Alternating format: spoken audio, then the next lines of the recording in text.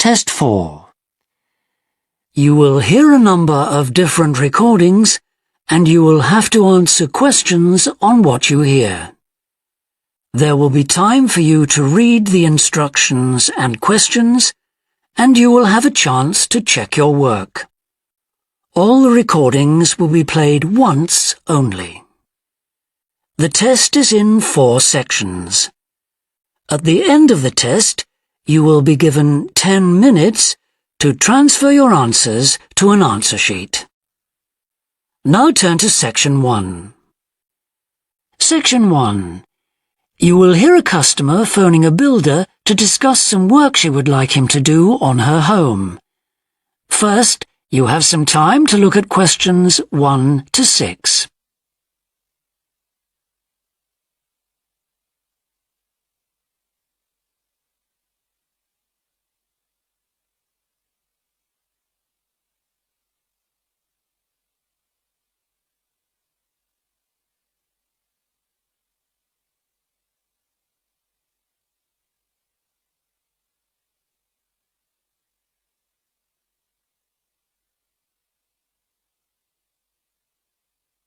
You will see that there is an example that has been done for you.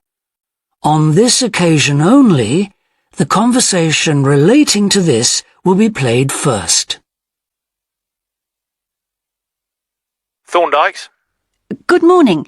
Is that Mr. Thorndyke? Speaking. How can I help? I've got quite a few things which need painting and fixing in the flat, and I wonder whether you'd be able to do the work. I'm sure I'd be able to help, but let me take down a few details. Yes, of course. Well, firstly, how did you hear about us? It was my friend May Hampton. The customer heard of the builder from her friend, so friend has been written in the space. Now we shall begin. You should answer the questions as you listen, because you will not hear the recording a second time. Listen carefully and answer questions 1 to 6. Thorndyke's? Good morning. Is that Mr. Thorndyke? Speaking. How can I help? I've got quite a few things which need painting and fixing in the flat, and I wonder whether you'd be able to do the work. I'm sure I'd be able to help, but let me take down a few details. Yes, of course. Well, firstly, how did you hear about us? It was my friend May Hampton. You did some excellent work for her a couple of years ago. Do you remember? Oh, yes. That was in West Park Flats. Lovely lady. Yes, she is.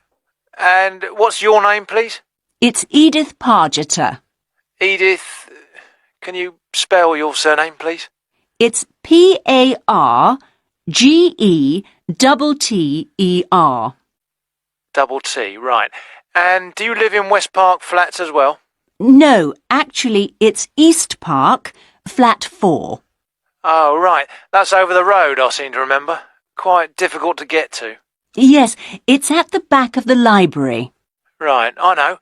And what's your phone number? 875-934, but I'm out a great deal in the afternoons and evenings. So would the best time to ring you be in the morning? Yes. Fine, I've made a note of that. Can I just ask, I'll be in a van and I know parking's rather difficult round your flat. Where would you recommend? Well, I always tell people in larger vehicles to park by the post box on the other side of the road from the entrance. Good, thanks. And will you be able to give me a full itemised quote? Oh, yes, I'll list all the jobs separately with individual prices. That'd be a great help. No problem. Before you hear the rest of the conversation, you have some time to look at questions 7 to 10.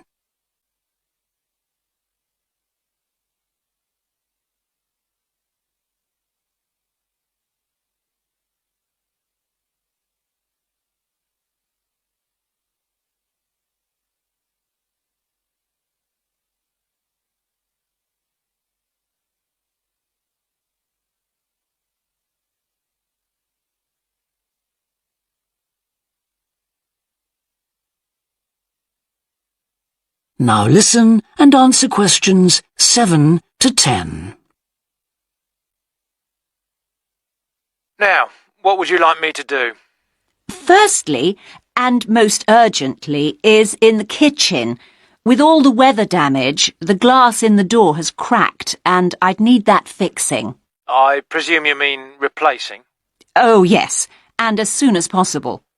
What I'll do is come round tomorrow morning and do that immediately. Oh, thank you so much. The other things aren't so urgent, but... Now, I'll make a note of everything you want doing. Well, in the kitchen, I'd like some painting doing. All the kitchen walls? Just the area over the cooker. It's very greasy. Right, it does tend to get that way. Yes. Well, if you want a proper job done, what I'd need to do is strip the old paint and plaster it about a week before I paint it. Of course. Now, May tells me you also do work in the garden. That's right. Well, I'd like you to replace a fence. Just one? Yes, at the far end. Fine, shouldn't be a problem. And that's the lot. Fine. Yeah, as I say, I can come round tomorrow morning to look over things with you. Well, that's great, thank you. So, I look forward to seeing you tomorrow at...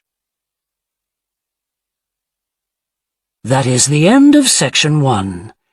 You now have half a minute to check your answers.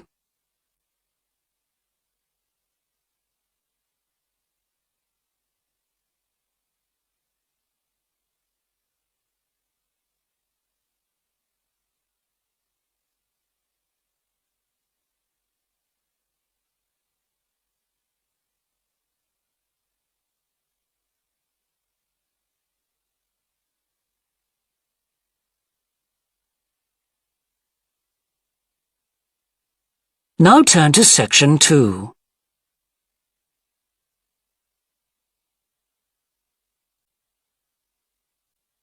Section 2.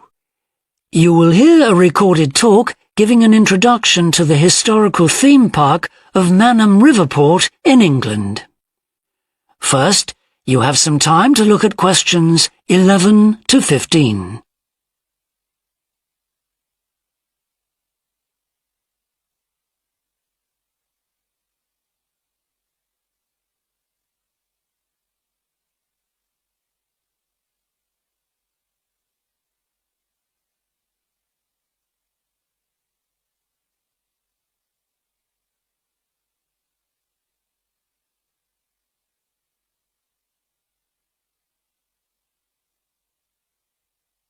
Now listen carefully and answer questions 11 to 15. Welcome to Manham Port, where 1,000 years of history are brought to life.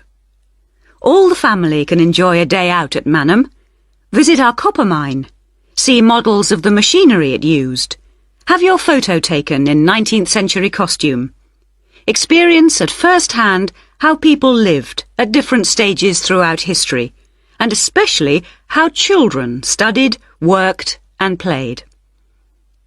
The port of Manham is located in beautiful and peaceful countryside, on a bend in the great River Avon, and developed here because it's the highest navigable point of the Avon. Boats can go no higher up this river, and proved a handy place to load and unload cargo to and from the sea, which is over 23 miles away. A small port was already established here when, about 900 years ago, tin was discovered nearby, though it wasn't until the Industrial Revolution, when a tremendous need for metals of all kinds developed, that Manham expanded to become one of the busiest ports in the country. And because it was already so busy, prospectors began to look for other minerals, and by the end of the 19th century, lead, copper, manganese and arsenic were added to the cargoes leaving Manham. In the early days, the ores had been smelted or processed in the same area they were mined. But as demand grew, the smelting process required huge factory furnaces or fires to melt the metal from the rock, and there was not enough coal in the local area, so the rocks containing minerals had to be shipped long distances. Sadly, in the 20th century, the great port of Manham declined, and thousands of workers were forced to emigrate out of the area. The building at the port fell into disrepair, and the place became almost forgotten. But then the Manham Trust was formed to conserve the historical resources of the area. It organised scores of local volunteers to remove undergrowth to find the original outlines of the installations. It then brought in paid professionals to match installations with maps of the original port complex and to set about reconstructing it. Today, you can see the results of this ambitious programme of restoration. The intention, and we believe this will be realised before the end of the year, is to return Manham Port to the condition it reached at its peak as the greatest copper port in the country. Before you hear the rest of the talk, you have some time to look at questions 16 to 20.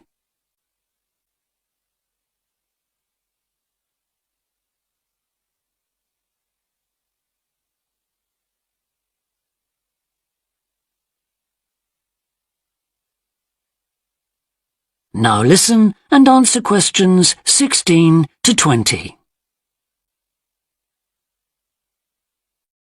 But what can you do and see on your visit today? Here are just a few highlights. We suggest you start with the visit to the copper mine. Travel on converted mining trains and journey into the depths of the mountain along seams once worked by hundreds of miners. Watch out especially for the great pumping machines which rid the mine of water. But please be warned that, like all mines, ours is very dark and closed in, and we do say that children under 5 and also dogs should not be taken into the mine. The next recommended visit is to the village school. While looking round the classrooms, take a special look at our display of games, which is one of the largest in the world. And it's recommended that you time your visit to coincide with a guided tour. This will give you the opportunity to ask lots of questions. Near the school is the beautiful old sailing ketch called the George. You're welcome to board the boat and look round the cabins. Look out for the ship's wheel, which was missing until only 5 years ago when it was dredged out of the silt by a local fisherman. We have no idea how it got there, but it's been polished and proudly restored to its original place on the boat. Please take care going down the ladders if you wish to visit the lower deck. We don't recommend you allow young children to use them. So we hope you have a memorable visit to Manham Port, and we'll tell your friends all about us. That is the end of section 2. You now have half a minute to check your answers.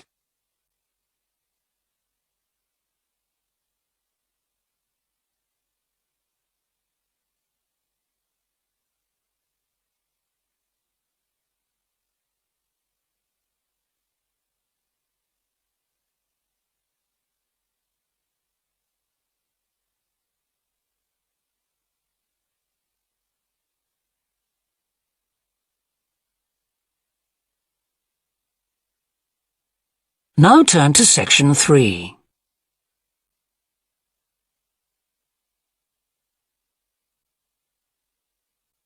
Section 3. You will hear 2 psychology students called Tim and Laura talking about Laura's work placement. First, you have some time to look at questions 21 to 24.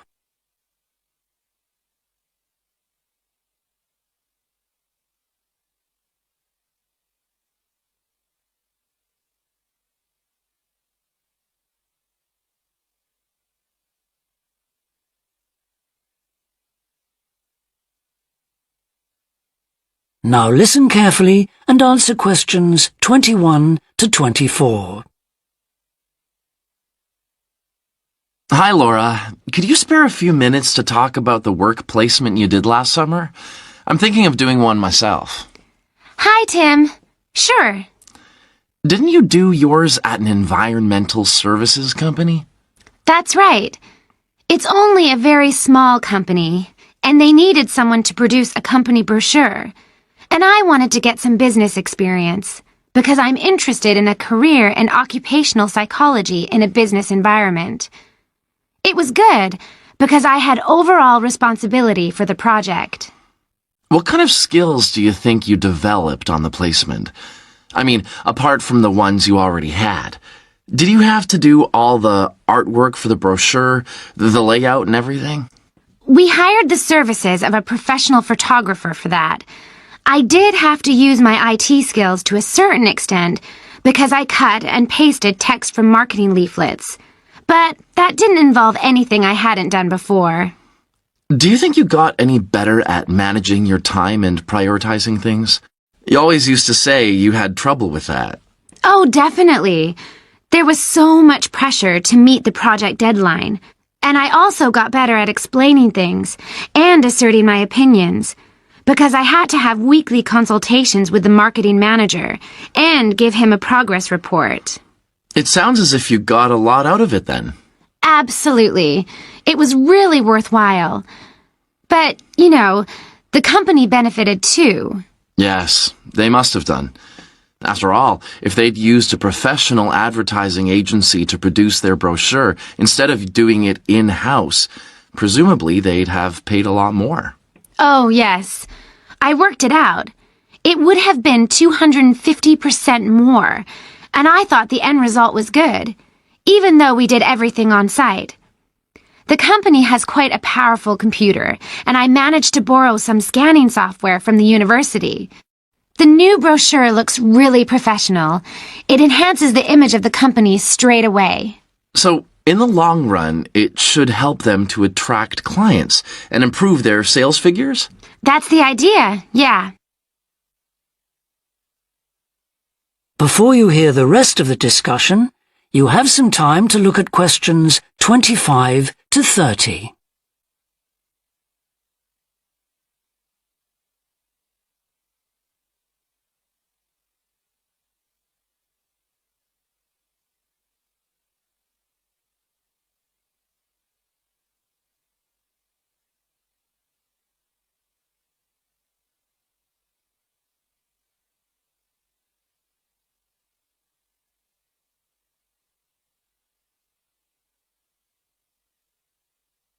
Now listen and answer questions 25 to 30.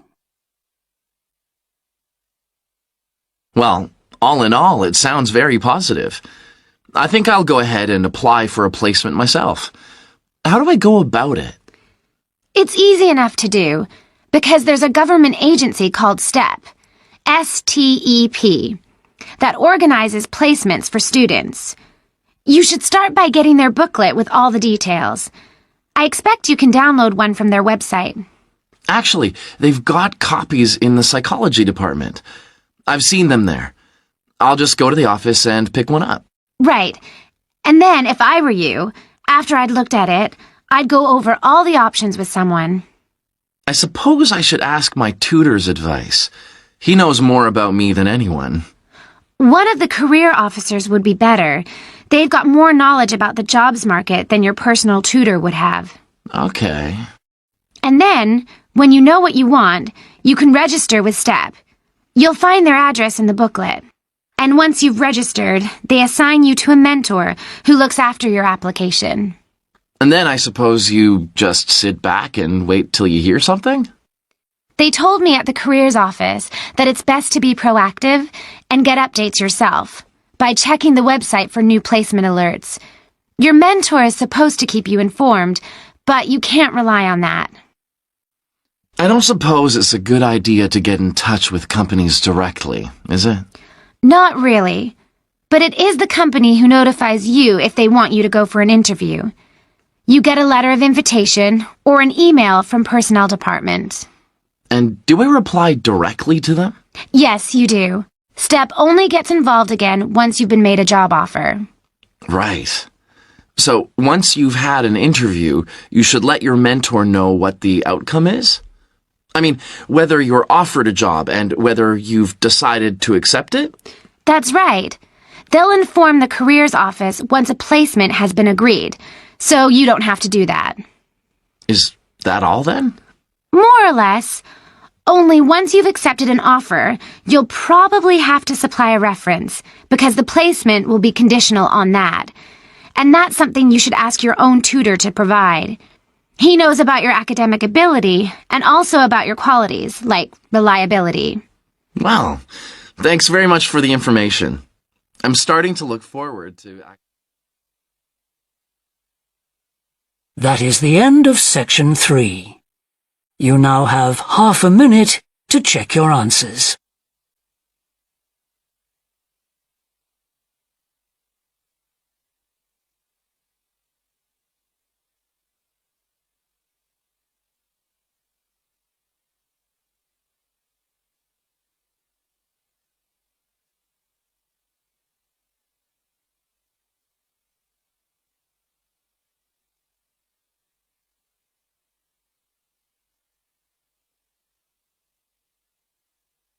Now turn to section 4.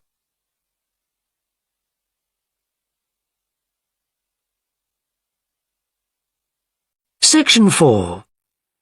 You will hear a woman talking to a group of first-year science undergraduates about the developing science of nanotechnology. First, you have some time to look at questions 31 to 40.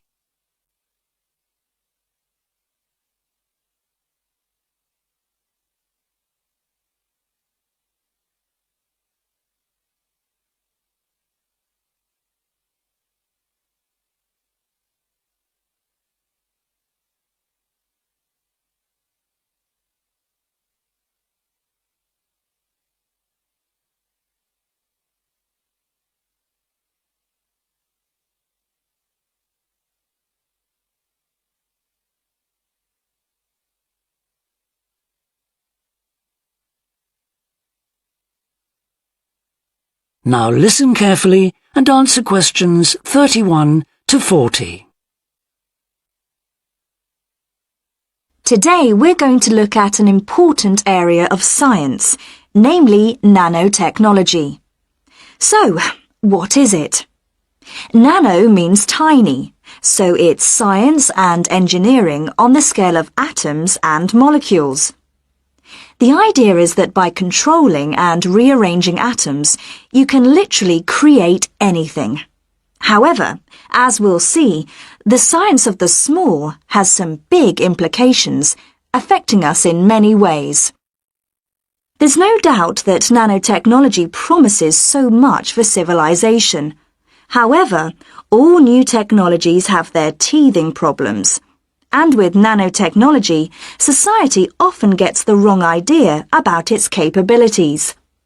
Numerous science fiction books and movies have raised people's fears about nanotechnology, with scenarios such as inserting little nanorobots into your body that monitor everything you do without you realizing it, or self-replicating nanorobots that eventually take over the world.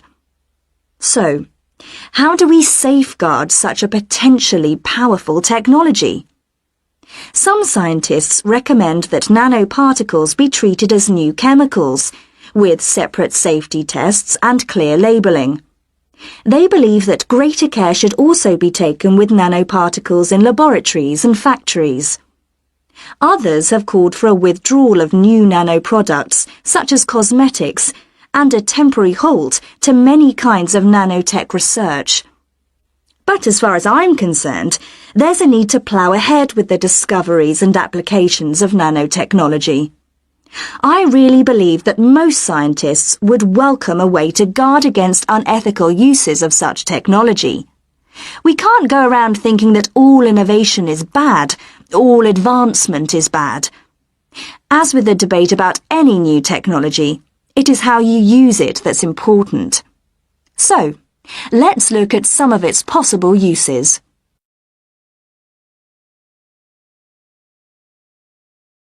Thanks to nanotechnology, there could be a major breakthrough in the field of transportation, with the production of more durable metals. These could be virtually unbreakable, lighter, and much more pliable, leading to planes that are 50 times lighter than at present. Those same improved capabilities will dramatically reduce the cost of travelling into space, making it more accessible to ordinary people and opening up a totally new holiday destination. In terms of technology, the computer industry will be able to shrink computer parts down to minute sizes. We need nanotechnology in order to create a new generation of computers that will work even faster and will have 1,000,000 times more memory, but will be about the size of a sugar cube. Nanotechnology could also revolutionize the way that we generate power. The cost of solar cells will be drastically reduced, so harnessing this energy will be far more economical than at present. But nanotechnology has much wider applications than this, and could have an enormous impact on our environment. For instance, tiny airborne nanorobots could be programmed to actually rebuild the ozone layer, which could lessen the impact of global warming on our planet. That's a pretty amazing thought, isn't it? On a more local scale, this new technology could help with the cleanup of environmental disasters, as nanotechnology will allow us to remove oil and other contaminants from the water far more effectively. And if nanotechnology progresses as expected, as a sort of building block set of about 90 atoms, then you could build anything you wanted from the bottom up. In terms of production, this means that you only use what you need, and so there wouldn't be any waste. The notion that you could create anything at all has major implications for our health. It means that we'll eventually be able to replicate anything. This would have a phenomenal effect on our society. In time, it could even lead to the eradication of famine through the introduction of machines that produce food to feed the hungry. But it's in the area of medicine that nanotechnology may have its biggest impact. How we detect disease will change as tiny biosensors are developed to analyze tests in minutes rather than days. There's even speculation nanorobots could be used to slow the aging process, lengthening life expectancy. As you can see, I'm very excited by the implications that could be available to us in the next few decades. Just how long it'll take, I honestly don't know. That is the end of section 4. You now have half a minute to check your answers.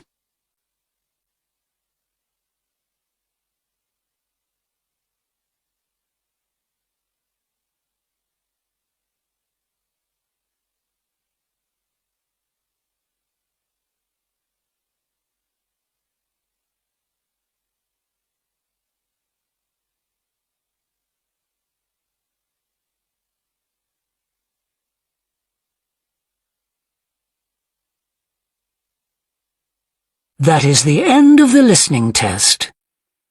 In the IELTS test, you would now have 10 minutes to transfer your answers to the answer sheet.